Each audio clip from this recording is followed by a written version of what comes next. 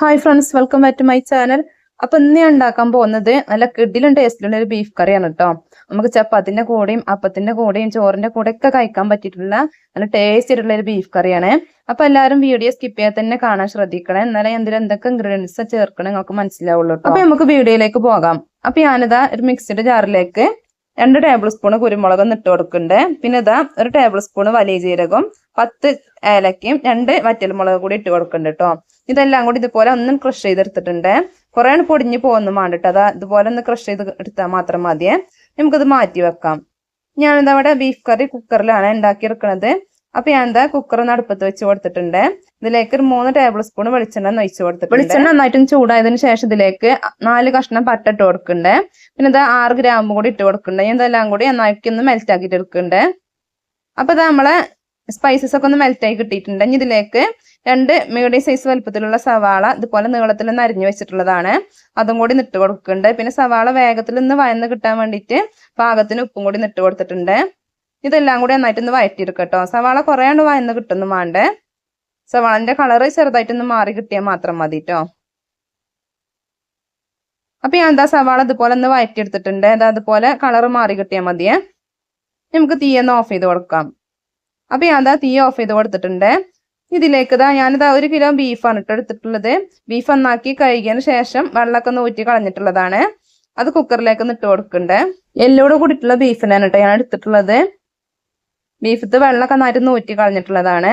നിങ്ങൾക്ക് വേണമെങ്കിൽ എല്ലില്ലാത്ത ബീഫ് വേണമെങ്കിൽ അങ്ങനെ എടുക്കാം കേട്ടോ. പിന്നെ നമ്മളെപ്പോഴും ബീഫ് കറി ഒക്കെ ഉണ്ടാക്കുമ്പോൾ എല്ലോട് കൂടിയിട്ടുള്ള ബീഫ് എടുക്കുന്നതാണ് കേട്ടോ ടേസ്റ്റ്. പിന്നെ അതിലേക്ക് ഒരു മീഡിയം സൈസ് വലുപ്പത്തിലുള്ള നന്നായി പഴുത്തിട്ടുള്ള ഒരു തക്കാളി ഇതിലേക്ക് ഇട്ട് കൊടുത്തിട്ടുണ്ട്. പിന്നെ ഇതൊരു 15 അല്ലി വെളുത്തുള്ളിയും വലിയ കഷ്ണം ഇഞ്ചിയും 2 പച്ചമുളകും കൂടി നന്നായിട്ടൊന്ന് ചതച്ചെടുത്തിട്ടുള്ളതാണ്. പേസ്റ്റ് ആക്കിയിട്ടില്ല കേട്ടോ, ചതച്ചിട്ടുള്ളത്. അതും കൂടി ഇതിലേക്ക് ഇട്ട് കൊടുക്കണ്ടേ. പിന്നെ ഇത് നമ്മൾ നേരത്തെ പൊടിച്ചെടുത്തിട്ടുള്ള പൊടിയും കൂടി ഇതിലേക്ക് ഇട്ട് കൊടുക്കണ്ടേ. നമുക്ക് ഇതിലേക്ക് 1/2 ടീസ്പൂൺ മല്ലിപ്പൊടി ഇട്ട് കൊടുക്കാം. പിന്നെ ഇതാ 1/2 ടീസ്പൂൺ മഞ്ഞൾപ്പൊടി, പിന്നെ കുറച്ച് 2 തണ്ട് കറിവേപ്പില കൂടി ഇട്ട് കൊടുക്കണ്ടേ. ഇനി 1/4 കപ്പ് വെള്ളം കൂടി ഒഴിച്ച് കൊടുക്കണ്ടേ. എന്നിട്ട് നന്നായിട്ടൊന്ന് മിക്സ് ആയിട്ട് എടുക്കണേ. നമ്മളെ ബീഫിന്റെ എല്ലാ ഭാഗത്തും ആ മസാല എത്തുന്ന രീതിയിൽ വേണം കേട്ടോ മിക്സ് ആക്കിയിട്ട് എടുക്കാന്. നമ്മളിതിൽ കുറേ മസാലകളൊന്നും ചേർക്കില്ല കേട്ടോ, കുറഞ്ഞ മസാല ചേർത്തിട്ടാണ് ഈ ബീഫ് കറി ഉണ്ടാക്കിയെടുക്കണം. പിന്നെ നമ്മളിതിലേക്ക് മുളക് പൊടി തീരെ ചേർക്കില്ല കേട്ടോ. അപ്പൊ ഞാൻ ഇതുപോലെ നന്നാക്കി ഒന്ന് മിക്സ് ആയിട്ട് എടുക്കണ്ടേ. മിക്സ് ആക്കി കഴിയുമ്പോൾ നമുക്ക് ഇതിൽ മസാല ഇല്ല എന്നൊക്കെ തോന്നും കേട്ടോ. മസാല നന്നായിട്ട് കുറഞ്ഞു നിൽക്കണ പോലെ തോന്നേ. കുഴപ്പമില്ല കേട്ടോ, വെന്ത് കഴിയുമ്പോൾ നന്നായിട്ട് മസാല ഉണ്ടായിട്ട് വരിക. ഇനി നമുക്കിത് അടച്ചു വെച്ചൊന്ന് വേവിച്ചെടുക്കാം. ഒരു വിസിൽ വരുന്നവരെ തീ നന്നായിട്ട് കൂട്ടി വെച്ചിട്ടൊന്ന് കുക്ക് ചെയ്യണേ. ഒരു വിസിൽ വന്നതിന് ശേഷം മീഡിയം ടു ലോ ഫ്ലെയിമിൽ ആക്കിയിട്ട് ഒന്ന് കുക്ക് ചെയ്ത് കൊടുക്കട്ടോ. ഒരു 5-6 വിസിൽ വരുന്നവരെ ഒന്ന് കുക്ക് ചെയ്തെടുക്കണേ. പിന്നെ ബീഫിന്റെ വേവൊക്കെ ഓരോരുത്തർ എടുക്കണം ബീഫിന്റെ മൂപ്പിനനുസരിച്ചിട്ടായിരിക്കും കേട്ടോ. ഞാനിവിടെ എടുത്തിട്ടുള്ള ബീഫ് അധികം മൂപ്പാവാത്ത ബീഫാണ് കേട്ടോ, ഇളയ ബീഫാണ് എടുത്തിട്ടുള്ളത്. അതുകൊണ്ട് തന്നെ ഒരു 6 വിസിലടിച്ചപ്പോൾ തന്നെ നമ്മളെ ബീഫൊക്കെ. അപ്പൊ ഞാനിത് 6 വിസിലടിച്ചതിന് ശേഷം തീയൊന്ന് ഓഫ് ചെയ്തിട്ട് വെച്ചിട്ടുള്ളത്. ഇനി അപ്പൊ കുക്കറിന്റെ പ്രഷറൊക്കെ നന്നായിട്ടൊന്ന് പോയിട്ടുണ്ട്. അപ്പൊ ഞാൻ കുക്കറും തുറന്ന് നോക്കിയിട്ടുണ്ട്. അപ്പൊ നമ്മളെ നല്ല അടിപൊളിയായിട്ടുള്ള നല്ല കിടിലും ടേസ്റ്റിലുള്ള ബീഫ് കറി ഇവിടെ റെഡി ആയിട്ടുണ്ട് കേട്ടോ. നല്ല സ്മെല്ലൊക്കെ വരുന്നുണ്ട്. ഞാൻ അതിലേക്ക് ലാസ്റ്റ് ആയിട്ട് കുറച്ച് കറിവേപ്പില കൂടി ചേർത്ത് കൊടുക്കണ്ടേ. കറിവേപ്പില ചേർത്തതിന് ശേഷം ഇതുപോലെ നന്നായിട്ടൊന്ന് മിക്സ് ആയിട്ട് എടുക്കണ്ടേ. അപ്പൊ നമുക്ക് ബീഫ് കറി നല്ല ഗ്രേവി ആയിട്ടുള്ള ബീഫ് കറി നമുക്ക് കിട്ടിയിട്ടുണ്ട് കേട്ടോ. നല്ല ടേസ്റ്റി ആയിട്ടുള്ള ഒരു ബീഫ് കറിയാണ്. നല്ല സ്മെല്ലൊക്കെ വരുന്നുണ്ട്.